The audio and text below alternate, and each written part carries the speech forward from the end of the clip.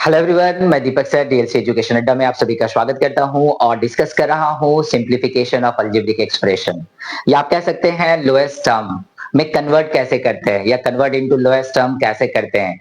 तो आपको सिखा रहा हूं बाय फैक्टर या लॉ ऑफ इंडिसेस। यहाँ पे देखिए, यहाँ पे हम लोग करने वाले हैं फैक्टर ही करने वाले हैं, लेकिन बाय फॉर्मूला करेंगे।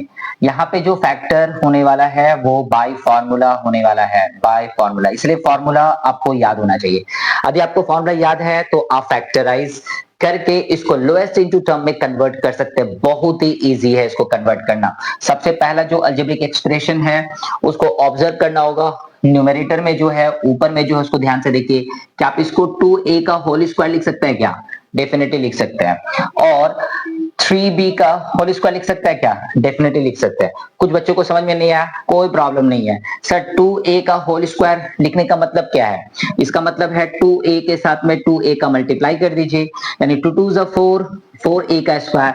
और यदि आप 3b का होल स्क्वायर लिख दिए हैं, इसका मतलब क्या है? 3b इंटू 3b, 3 3 9, b का पावर 2। तो सेम ही तो है।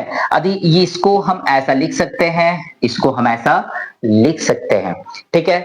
और नीचे जो है वो वैसे ही रह जाएगा। अब क्वेश्चन है कि ऐसा करने से हमको फायदा क्या हुआ? फायदा हुआ क्या? फायदा हुआ यदि ध्यान से देखेंगे तो a square minus b square आपको दिख रहा होगा। a का स्क्वायर माइनस b का स्क्वायर दिख रहा है। सिंपल फॉर्मूला है, एक बार इसको प्लस में लिखते हैं और आप इसको एक बार माइनस में लिखते हैं। जैसे ही आप लिख देंगे तो चलिए कुछ कमाल हो जाएगा, धमाल भी हो जाएगा और आपका सवाल भी बन जाएगा।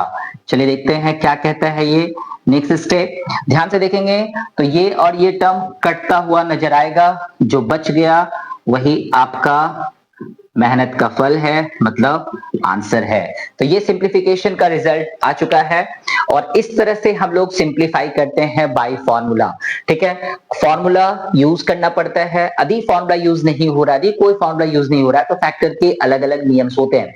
तो हर सवाल को मैं सॉल्व करके दिखाऊंगा आपको कि अभी तक जो कि मैंने पार्ट 6 तक में कुछ प्रॉब्लम मैंने लॉ ऑफ इंडिसेस को भी लगा के दिखाया और कुछ प्रॉब्लम में मैं भी केवल फॉर्मूला लगा के दिखा रहा हूं।